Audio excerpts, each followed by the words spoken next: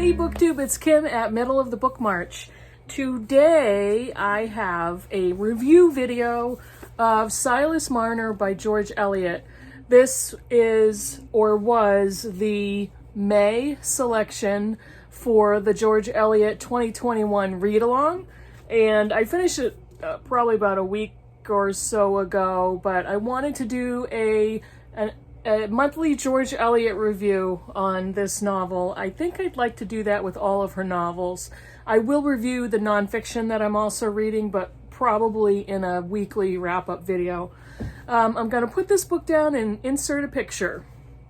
So, this review will contain spoilers. However, I will indicate when I'm going to start talking about spoilers. So you can watch the first part of the video, and then I will let you know that spoilers are coming up if you don't want to finish the video. And if I figure it out, I will put the timestamp below as to where in the video my spoilers come in. Silas Marner was originally published in 1861 by George Eliot, and this is what, her third novel? Yeah, let's see, we've got Scenes of Clerical Life, Adam Bede, and Silas Marner. It's the shortest and one of her most popular because I think because it's so short, it's probably the most accessible. And so many of us, if you live in the US, were assigned to read this in high school English class. I think they did a great job of assigning us the shortest English novels at the time, because back in high school, we all had extremely short attention spans and got bored easy. So, I mean, that's, unfortunately, I'm holding this up again, unfortunately, there wasn't a lot of great stuff that was assigned in school way back in the day that was valuable. And when you're in school and you're assigned reading, you often get, or I just keep saying you, but I often got resentful and bored and wasn't sure what the benefit of being assigned this stuff was. So, but Silas Marner was one of those books that I was assigned in high school. And at the time I started reading this in May, I remember reading it. I didn't remember a lot of the details, so this was a really cool reread, and I got so much out of it as an adult, which we often do when we go back and read classics as an adult. So, what is Silas Marner? Very quickly, Silas Marner is the weaver of Raveloe. It is set in a provincial town in the English countryside, like most of her novels are. George Eliot is the master of realism. Her novels speak about real, everyday people. Quite often she writes about the contrast between the aristocracy and the regular farming community or the poor. So there is a little bit of that in this novel. There is a Squire Cass who is the big landowner in the town, but it's not necessarily the same as her previous novels where there was a very wealthy estate owner and then everybody that was revolving around that person. This is a little more nuanced, not much, but the Squire does have quite a bit of real estate, and there are a varied cast of characters of villagers that surround the central part of the story. Silas Marner came to Raveloe and had been in the town for 15 years. The very beginning of the book, he lives in an industrial, a kind of a more city town called Lantern Yard. And he lives everybody lives very close together. It's kind of dirty. It's kind of a poor middle class area. And he was happy there. He had a very good life. He had friends and he was engaged. He was part of a church community. And then at the very beginning of the book, he is falsely accused of stealing. And he was partly tasked with helping to take care of a terminally ill man, a terminally ill friend. There was a betrayal, and he is falsely accused of theft. He's basically kicked out of his church. He's kicked out of his community. His girlfriend, his fiance, breaks up with him, and he is set adrift. So he leaves and he makes his way to this village of Ravello, where he takes up an occupation as a weaver. So at this point, he's got nothing. He's no money, no family, no friends, no home. He ends up living in a kind of a bleak countryside in a stone cottage next to a stone pit in isolation. He was so betrayed and humiliated, went through something very shocking and traumatic, and ended up in a whole other area. There's so many themes of lost innocence. Even though he was a 25-ish-year-old man when all of this happened to him in Lantern Yard, he still had that emotional immaturity and yet optimism of a young man. He was getting ready to get married. He was not naive to the world, but he just did not see things in that way. And so what happened to him hit him as if he were a younger person, and he lost much of his innocence and optimism. A very huge sense of betrayal, alienation, isolation. Again, he was set adrift and he was alone. When he got to Ravello, again, he moved into a stone cottage and completely kept himself isolated from the entire community. He was there for 15 years alone by himself. He has a disorder which they call fits, but it could be an epileptic disorder, it could be a seizure disorder. In George Eliot's fictional world, he's got something that they call fits, where he could be standing, but all of a sudden he stiffens and he is no longer present in that moment. So it's almost as if he's blacking out. And so the villagers around him are very leery of him. He also is a person who collects plants and herbs in order to create medicinal substances that he can use to help people. But again, they become suspicious of him, so they start to think maybe he's a witch, maybe he's kind of dealing in things that are shady, or there's dark forces there. So the entire village is afraid of him, is skeptical of his presence. They keep themselves away from him. And so he has nobody. He relies on nobody. The only person he relies on is himself. He is, however, a very talented weaver. He weaves cloth and silk and fabrics that he sells to his fellow villagers. Because he doesn't go anywhere and he doesn't do anything, when he gets paid for his work, he's starting to collect all this money. And these are coins. He's collecting gold coins. He doesn't spend it. He doesn't do anything. He's alone. He eats very small amounts of food. He lives in a one-room stone cottage. He doesn't do anything. So he doesn't spend his money. He starts collecting it. And eventually, the money represents his validation to himself that he did this work. He was paid for it. He is talented. He does good work. But that's all he has. So he is relying on his skill and his talent, which the money is evidence of. And so he throws himself into work, and that's all he does, besides very little sleep. I'm trying not to say anything yet because I'm not ready to divulge spoilers. The book is also so much about relationships and isolation versus being part of a community. Being part of a church community, he doesn't attend their church. He left the church once he was isolated and exiled from Lantern Yard. So he doesn't ever show his face in the local village church. There's a big, close sense of village community, and the members of that community, again, kind of watch him out of the corner of their eye, not sure what to think about him. And he's just the guy that weaves things. So they've come to an understanding of this is what he does. He's been doing it in Ravello for 15 years, and they're going to stay over here, and ne'er the two shall never meet. So that is the short review of what the book is about.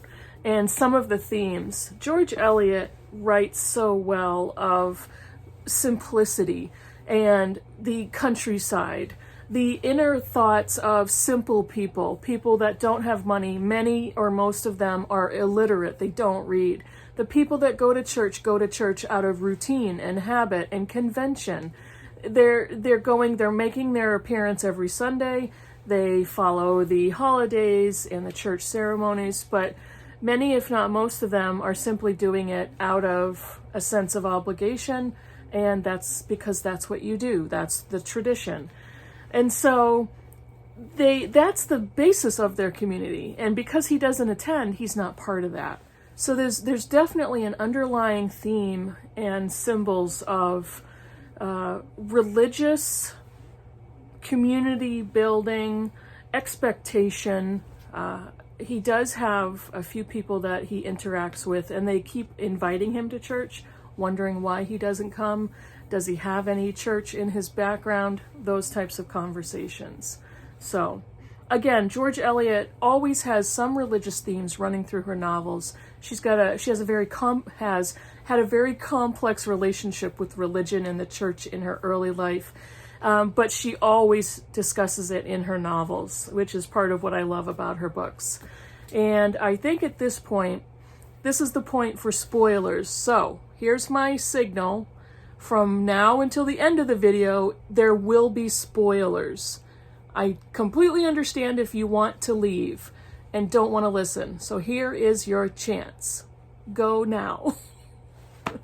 Okay, spoilers. Silas Marner is collecting all this gold. He realizes, I need to put this away so nobody steals it. Nobody would think that he would have this much money. He puts it in 2 big bags, and he finds floorboards in his floor that he has a hole under there. He hides the money in that hole, covers it with dirt or sawdust or whatever it is, with bricks, and that's where he keeps it. He will bring it out every night and count it, and that's his only companionship, and that's his only validation are those gold coins.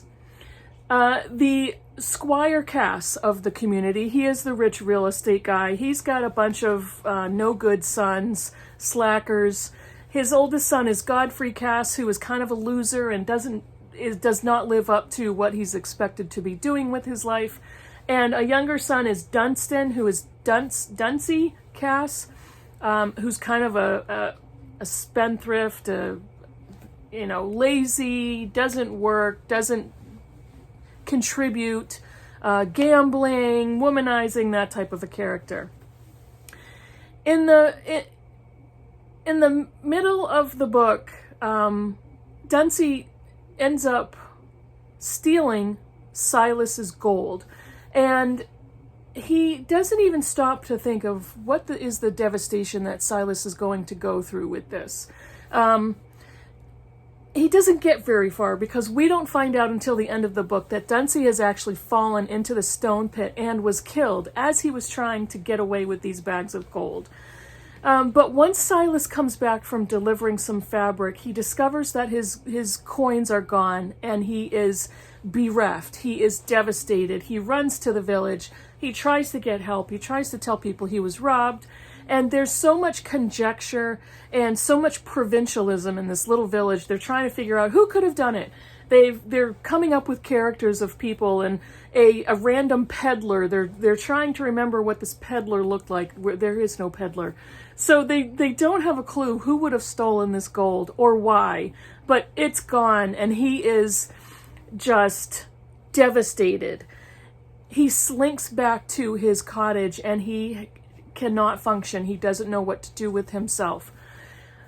Eventually, it's winter, it's snowy, and what I'm not going to tell you is that how a little blonde-haired, curly-haired girl arrives in his cottage, asleep in front of his fire. When he first enters his home and he sees these golden curls wrapped, curled around the fire of this little girl, he immediately relates that to his lost gold. And if you look at the gold as treasure, what this small child actually becomes for him is a replacement treasure for the gold that was stolen. And all of a sudden, the gold doesn't mean as much anymore. He falls in love wholeheartedly with this little girl. She's an orphan. He believes, he brings her in, he takes care of her, and his coins don't mean anything anymore. He's got a new treasure in this living, breathing, beautiful, loving, warm little child. And so her name is Epi. She's a substitute for the treasure, and she's actually so much more than that. She's his heart and his warmth and relationship. She's his company. She becomes his life. He becomes devoted to her. And the very short last part of the book jumps ahead 16 years to where she's almost grown.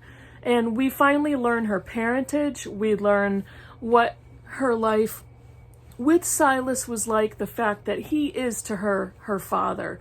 He is, of course, not. But at the end of the book, she's getting married, and she's getting married to a man that she loves, even though he is, he's a gardener, he is a landskeeper, and so he doesn't have wealth, he doesn't have position or money, but he is a wonderfully warm, decent human being. And so along the way in this novel, the definition of treasure drastically changes. We go from worldly treasure to emotional treasure and relationship, to love.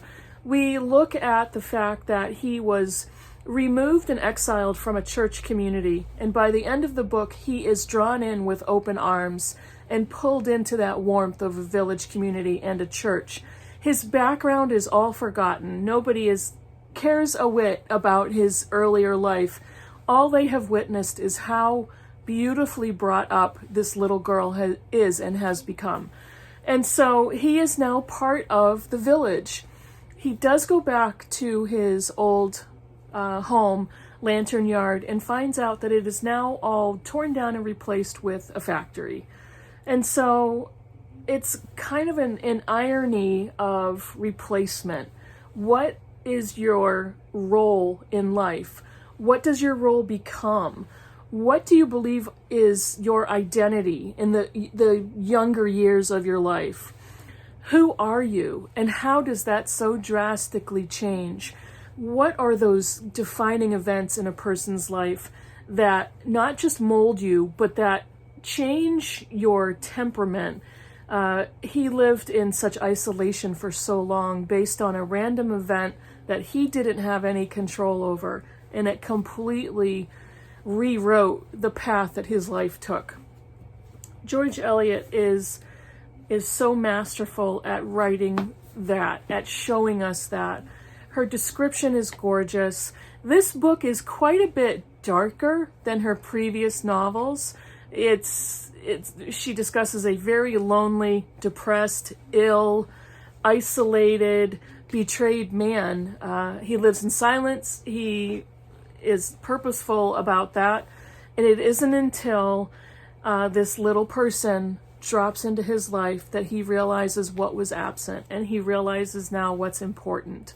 So that is my review of Silas Marner. That book we were all assigned in American schools, in high school, middle school. It's short, it's accessible, but it's also George Eliot. It's beautiful. It is so warm and tender-hearted. It brings tears to your eye, brought a tear to my eye at the end. There's all kinds of things that is included in the story. Love, betrayal, drama, wealth, poverty, religion, all of it. So again, another hit for me. I'm not sure if I'm going to give any George Eliot novel less than 5 stars, so you guys might get bored with that.